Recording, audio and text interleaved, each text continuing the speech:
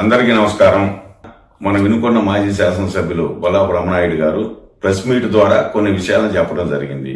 దానికి సంబంధించి ఈ రోజున పూర్తి స్థాయిలో నేను ఆయన్ని వివరణ అడుగుతా ఉన్నా. అయ్యా రమణాయుడు గారు, మొన్న మీరు మన ఎంపీ శ్రీకృష్ణదేవరాయలు గారి గురించి ఏం మాట్లాడారండి? ఆయన ఢిల్లీలో 200 షాపులు, లిక్కర్ షాపులు ఉన్నాయి, మాగుంట శ్రీనివాసరెడ్డి గారి ద్వారా తీసుకున్నారు. వాటన్నిటిని కూడా మరి మాజీ శాసనసభ్యులకు అంటగడుతున్నారు, గోపిరెడ్డి శ్రీనివాసరెడ్డి గారికి మరి కొంతమంది కానీ మీరు పూర్తి స్థాయిలో చెప్పడం జరిగింది. ఎంపీ గారు ఏం మాట్లాడారు?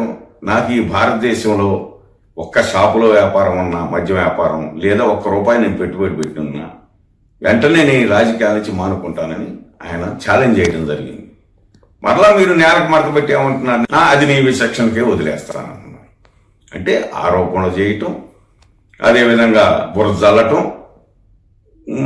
గుడ్డగాల్చి మా మొహాన్ని వేయటం, మేము దుడుచుకోమని చెప్పటం, ఇది మీ నైజం. ఇది ప్రజలందరికీ కూడా అర్థం అవుతా ఉంది. అదేవిధంగా చీఫ్ విప్ జీవి ఆంజనేయులు గారి గురించి ఏం మాట్లాడతారండి? నీ వ్యాపారాలు అక్కడ ఉన్నాయి, నీ వ్యాపారాలు ఎక్కడ ఉన్నాయి, ఇసుక అంటావు, మట్టి అంటావు, మైనింగ్ అంటావు, దేని మీద స్పష్టత ఉండదు. దాని గురించి మాట్లాడము. ఇంకా మా గురించి పదే చేపల వ్యాపారంలో ఇంకొకటినో మాట్లాడతాం. ఈ సందర్భంగా నేను రమణాయుడు గారు గతంలో మాట్లాడాను, ఈ రోజు కూడా నేను స్పష్టంగా అడుగుతా ఉన్నాను మిమ్మల్ని. మీరు బాధ్యత కలిగినటువంటి మాజీ శాసనసభ్యులుగా, మంచి పారిశ్రామికవేత్తగాని మీరు చెప్పుకుంటున్నారు. 70 సంవత్సరాల వయసు వచ్చినటువంటి, పరిణితి చెందినటువంటి వ్యక్తిగా మీరు మేము అడిగినటువంటి వాటికి దయచేసి ప్రజలకి మీడియా ద్వారా సమాధానం చెప్పాలని ఈ సందర్భంగా నేను కోరుతా ఉన్నాను. ఎందుకంటే మన ప్రజల్లో ఉన్నాం కాబట్టి. ఒకసారి ఆలోచన చేయండి రమణాయుడు, మీరే చెప్పారు 309/1(3)లో 4 ఎకరాల భూమిని, మీ పేరట ఉన్నటువంటి భూమిని వ్యక్తులకు అమ్మారన్నారు. ఎవరికి అమ్మారండి? ఎవరు? తెలుగుదేశం యశోధరావు అంటూ, మరి ఎట్లాపురం సైదా అంటూ. ఎట్లాపురం సైదా ఆయన వైసీపీ అంటే, ఈయన తెలుగుదేశం పార్టీలతో సంబంధం లేదు, వారు వ్యాపారస్తులు. మీరు ₹1,50,00,000 అమ్మానని మీరు చెప్తున్నారు.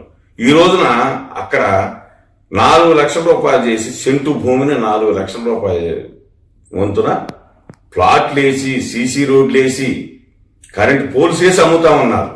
వీటికి రిజిస్ట్రేషన్ ఎవరు చేయాలండి? మరి మీరు అమ్మినట్లయితే, భూమిగా అమ్మినట్లయితే వారు పూర్తి స్థాయిలో అమ్మి, మీరు భూమిగా అమ్మే అన్నారు. ఈ రోజు రిజిస్ట్రేషన్ కాకుండా మీరు పేరట ఉన్నటువంటి భూమిని ఇవాళ సెంటు ₹4 లక్షల. అక్కడ ఓపెన్ సైట్ లేదు, పొడా అప్రూవ్స్ లేవు, ఉడా అప్రూవ్స్ ఎక్కడ లేవు. ఏ ప్రభుత్వ నిబంధనలు తొంగలో దొక్కి ఏ అప్రూవ్స్ లేకుండా ఏ విధంగా వేస్తున్నారు? అది దాన్ని రిజిస్ట్రేషన్ ఎవరు చేయాలా? రేపు ఆ ప్లాట్లకు సంబంధించి కొనుక్కున్నటువంటి వ్యక్తులు ఏమైపోతారు? సెంటు ₹4 లక్షల వాళ్ళు కొనుక్కున్నటువంటి వ్యక్తులు ఏమైపోతారు? వాళ్ళకి అప్రూవ్స్ ఏ విధంగా వస్తాయి?